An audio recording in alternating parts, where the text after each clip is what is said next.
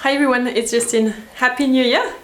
This is my first video in 2017, so I have decided to dedicate it to the future.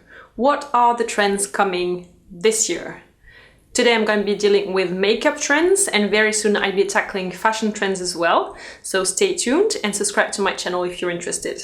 In terms of trends, you know I usually look at runways, but also art, magazines, etc.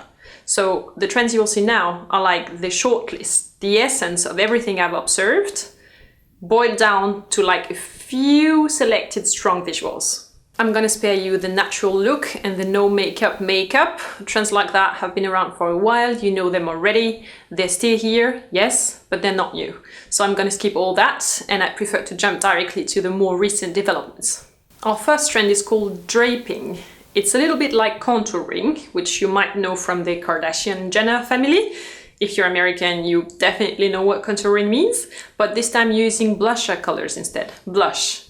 Contouring, remember, was marking the contrast between the cheekbone here and the space here underneath. So you were highlighting the prominent part and shadowing the part underneath. It would create contrast and overall slim out your face, right?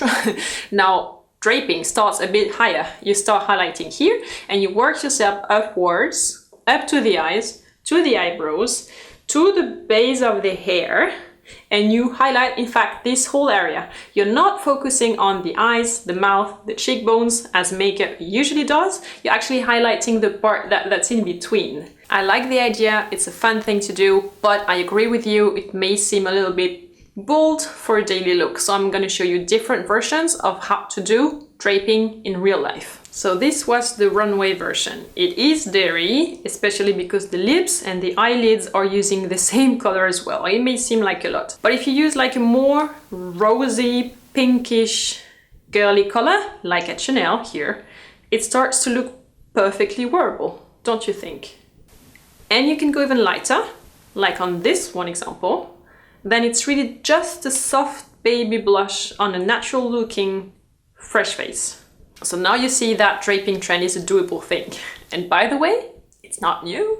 We've seen that in the 80s a lot already. Think of Annie Lennox, for instance. And if you want to play that trend to the maximum, you also have the option of using only one color on your whole face, like here. A monochromatic makeup is fun. It doesn't have to be red. That's a runway example here. Of course, it's a lot, but you can also use a light pink or a light bronze tone instead, and then it's just a healthy sun-kissed glow. Since we're talking about red, the second trend noticeable throughout the runways was a dark matte lip on an otherwise clearer complexion. So no matter how clear or dark your complexion is, you should choose a tone of red that's darker than your skin tone. It can be a classy red, like at Dolce & Gabbana.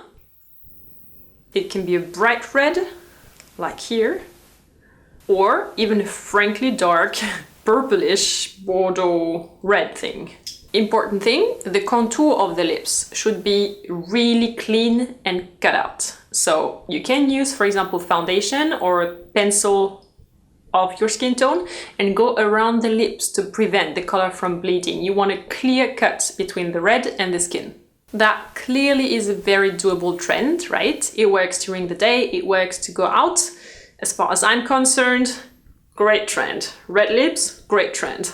Let's stay in the topic of contrast for our third trend, which is about a colorful eye built with a high coverage pigment placed on the eyelid and a clear cut between the colored area and the skin around it.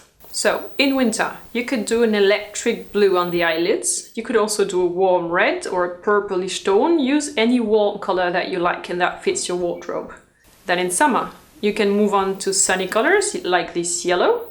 This color together with bronzer, by the way, looks great on the model. It's a very flattering color palette for blonde hair. If you do have blonde hair yourself, make a note, because that's a winning combination in my opinion. And if you're feeling more rock and roll, you can even use a kind of warm orange. I think that rocks in sunlight in summer. The next trend I absolutely want to mention to you guys is glitter. Glitter is not easy to do on a daily basis, that is correct. But it was everywhere on the runways, no matter in which city you were looking, And for those of you who want something really innovative that hasn't reached the high street yet, that you haven't seen everywhere on Instagram yet, it would be this one. Glitter can be used as an eyeliner, just as you would trace a black line, right? Or you could also use it to be a bit bolder and highlight your natural features, like the eyebrows, which you see in this example, or the lips. It works also as a lipstick, and then it's not that crazy. Then if you consider the henna tattoos that we've seen on YouTube and on hands and bodies this summer everywhere, just consider doing the same, pretty much, but on your face. And there, glitter is more discreet than black. And it has a tribal vibe to it that I find really, really interesting. The pictures you've seen in this video are links in the description box below, as well as on my Pinterest page, in case you don't follow me there yet. If you've been inspired by this video, thumbs up, thank you. And remember that the video on fashion trends is coming soon as well, so subscribe to my channel if you haven't done so already and you'll get notified. Now you can click here for hair trends 2017 and here for current fashion trends, winter 2017. I'll see you next Sunday for a new video. Until then, take great care. Bye bye.